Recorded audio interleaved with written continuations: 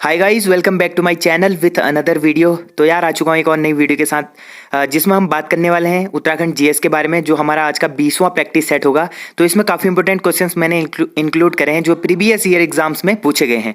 तो देखिए, पहला क्वेश्चन है, नीचे दिए गए विकल्पों में से श्री बद्रीनाथ धाम का प्रमुख मंदिर है। तो इनमें से कौन सा ऐसा धाम है जो बद्रीनाथ धाम का प्रमुख मंदिर है? ठीक है, तो ये हो जाएगा हमारा राजबद्री। ठीक है, राजबद्री जो मंदिर है ये बद्रीनाथ धाम का क्या है? प्रमुख मंदिर है। पलेठी का सूर्य मंदिर अवस्थित है। तो पलेठी का सूर्य मंदिर कहाँ अवस्थित है? यह है देवप्रयाग ब्लॉक में। ठीक है, देवप्रयाग ब्लॉक में अवस्थित है पलेठी का सूर्य मंदिर।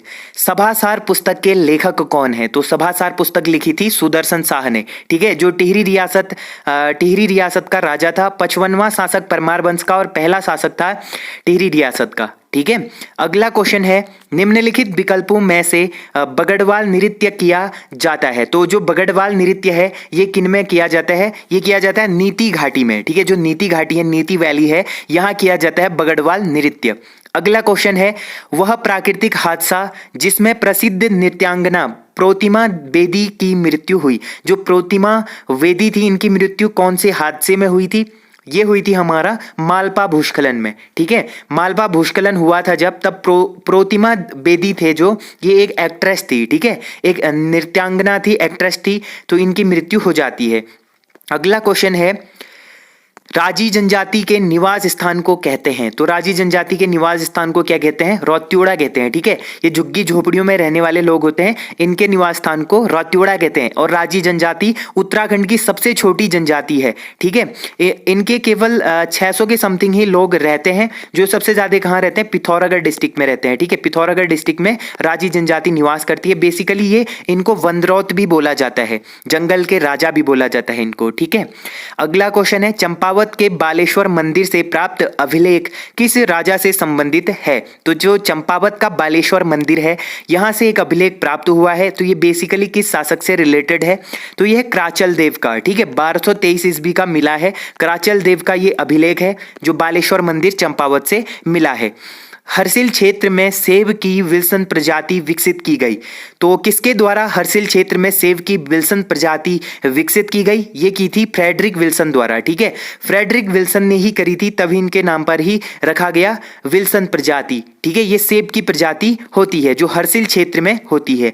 अगला क्वेश्चन है, कसार देवी का मंदिर स्थित है। जो कसार देवी है, इसका मंदिर कहाँ स्थित है? तो यह है कश्यप चोटी पर। ठीक है, कश्यप चोटी अल्मोड़ा में स्थित है।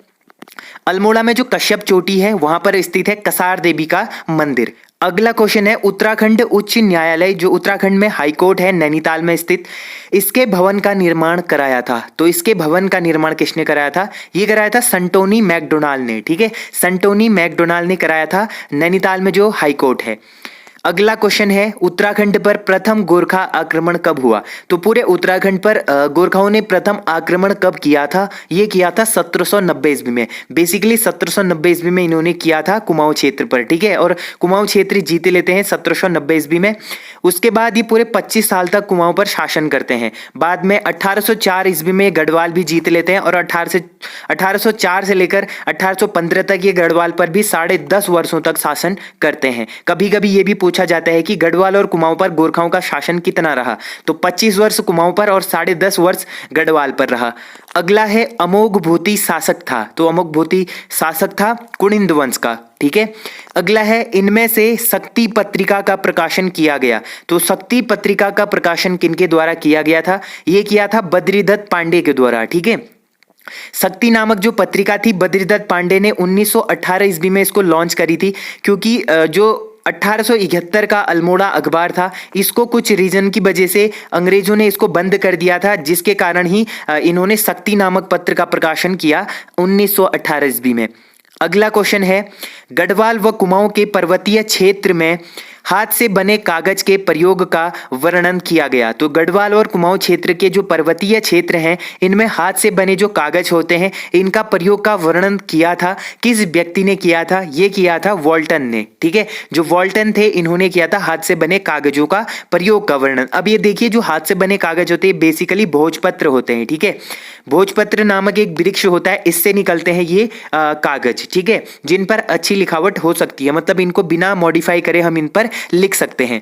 अगला क्वेश्चन है, वर्ष 2017-18 में उत्तराखंड राज्य के सकल घरेलू उत्पाद मतलब जीडीपी, ग्रॉस डोमेस्टिक प्रोडक्ट, तो जीडीपी में क्षेत्रों के योगदान का घटते क्रम में सही अनुवाद है। तो घटते क्रम में सही अनुवाद हमें चुनना है। तो देखिए, पहले सबसे ज्यादा जो जीडीपी है उत्तराखंड में 2017-18 के अनुसार वो द्वितीयक क्षेत्र में है, फिर तृतीयक क्षेत्र में है, फिर प्राथमिक क्षेत्र में है। ठीक है, बेसिकली द्वितीय क्षेत्र में, फिर तृतीयक क्षेत्र में, फिर प्रथम क्षेत्र में है। ठीक है, तो ये इसका सही क्रम हो जाएगा, ऑप्शन ए राइट आंसर होगा।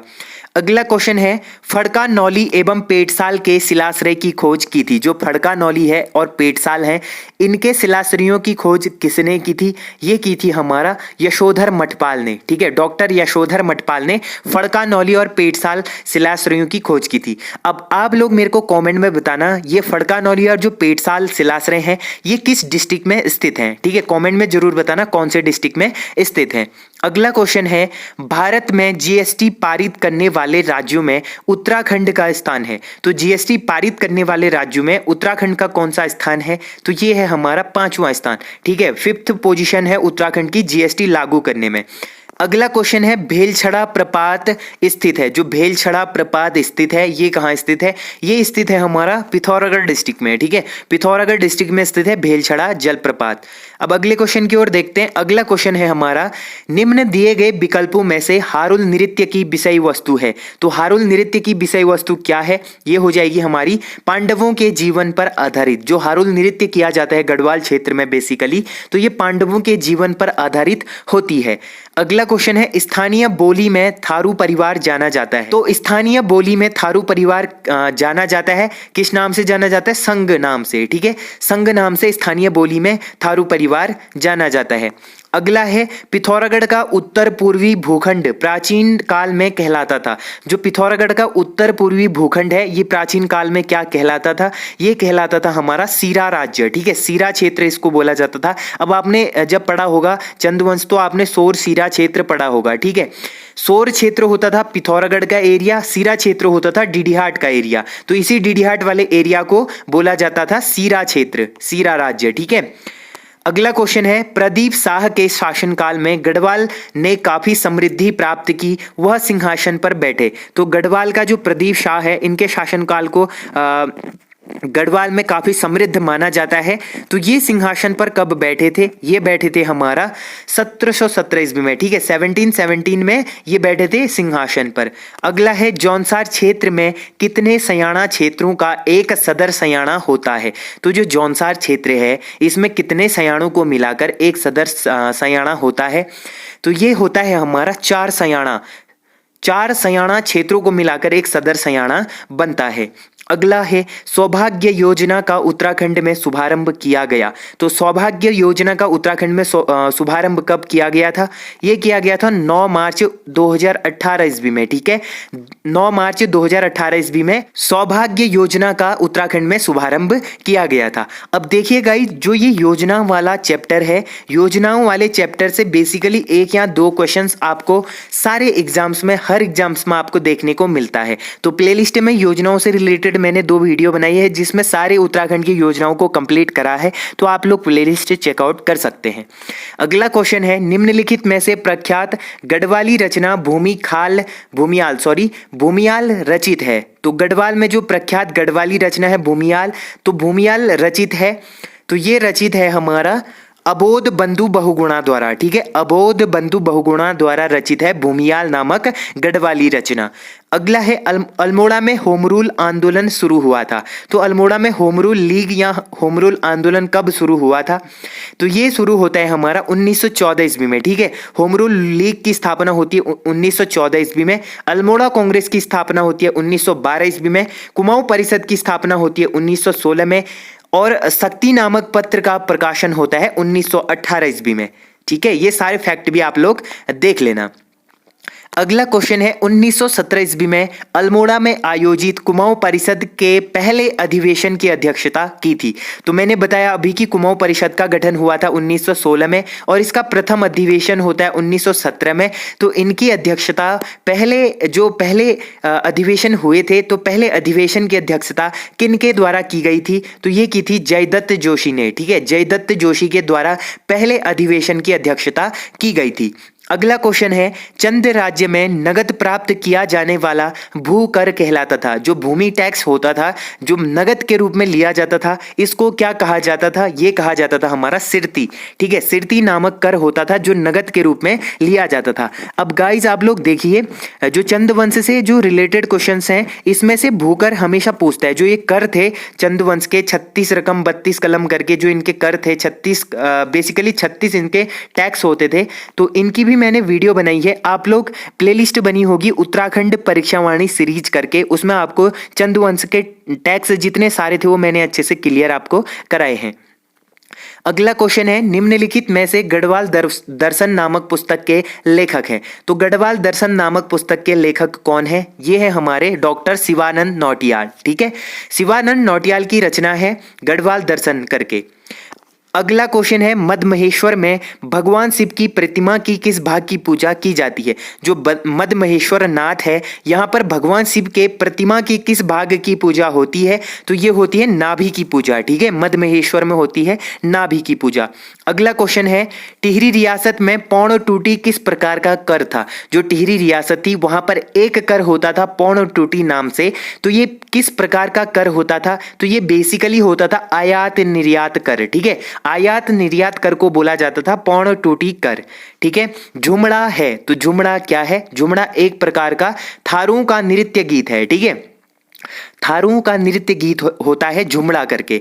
अलविदा कुमाऊं, कुमाऊं से गोरखा का वापसी नामक पुस्तक के लेखक हैं। अलविदा कुमाऊं करके एक पुस्तक है, कुमाऊं से जो गोरखाओं की वापसी होती है उस पर बेसिकली ये लिखा गया है। तो ये पुस्तक के लेखक कौन है? इस पुस्तक के लेखक हैं प्रोफेसर एल वर्मा। ठीक है, प्रोफेसर एल वर्मा की ये रचना है अलविदा कुमाऊं करके। अगला क्वेश्चन देखिए, अगला क्वेश्चन है हमारा अल्मोड़ा जनपद के चनौदा में गांधी आश्रम की स्थापना किसने की थी? तो जो अल्मोड़ा जनपद है यहाँ पर एक स्थान है चनौदा करके, यहाँ पर गांधी आश्रम की स्थापना किसने की थी? ये की थी हमारा शांतिलाल त्रिवेदी ने। ठीक है, शांतिलाल त्रिवेदी ने गांधी आश्रम की स्थापना की थी चनौदा में, अल्मोड़ा में। सरकार ने भोटिया जनजाति को अनुसूचित जनजाति एसटी में अधिसूचित किया। तो जो भोटिया जनजाति है इसको एसटी में सरकार ने कब शामिल किया था? तो ये किया था हमारा 1967 ईस्वी में। ठीक है, 1967 में भोटिया जनजाति को एसटी में शामिल किया गया था। अगला क्वेश्चन है रांची स्टेडियम स्थित है। जो रांची स्टेडियम है ये कहाँ स्थित है? तो ये स्थित है हमारा पौड़ी जिले में। ठीक है, पौड़ी जिले में स्थित है रांची स्टेडियम। अगला क्वेश्चन है 1815 ईस्वी में जो संगोली की संधि हुई थी इसमें उत्तराखंड अंग्रेजी शासन के अंतर्गत आया था। वर्तमान में संगोली अवस्थित है। तो वर्तमान में संगोली कहाँ अवस्थित है? ये है बिहार में। ठीक है, संगोली की संधि होती है बेसिकली 1815 ईस्वी में और इसको मान्यता मिलती है, मतलब ये पूर्ण तरीके से होता है 1816 ईस्वी में। और अभी के टाइम पे संगोली कहाँ स्थित है? ये बिहार में स्थित है। तो ये थे गाइज आज के कुछ इंपॉर्टेंट 37 प्लस इंपॉर्टेंट क्वेश्चंस जो उत्तराखंड जीएस से रिलेटेड थे, जिसमें हमने प्रीवियस ईयर एग्जाम्स में पूछे गए क्वेश्चंस को देखा। तो होप करता हूँ आप लोगों को ये वीडियो पसंद आई होगी। अगर वीडियो पसंद आई तो वीडियो को मेक श्योर लाइक जरूर करना। जो लोग चैनल पर नए आए हैं चैनल को सब्सक्राइब जरूर कर देना। और आगामी एग्जाम 5 मार्च को कनिष्ठ सहायक का एग्जाम होने वाला है। कुछ ही दिन बचे हैं, 3-4 ही दिन बचे हैं, तो आप लोग अच्छे से रिवाइज करो और ज़्यादा से ज़्यादा प्रैक्टिस अटेंड करो। ठीक है, प्रैक्टिस सेट अटेंड करो, इससे आपकी जो मतलब जो आपने पढ़ा है उसका रिवीजन होगा। तो मिलते हैं ऐसे ही इंटरेस्टिंग वीडियो के साथ, तब तक के लिए take care and bye bye.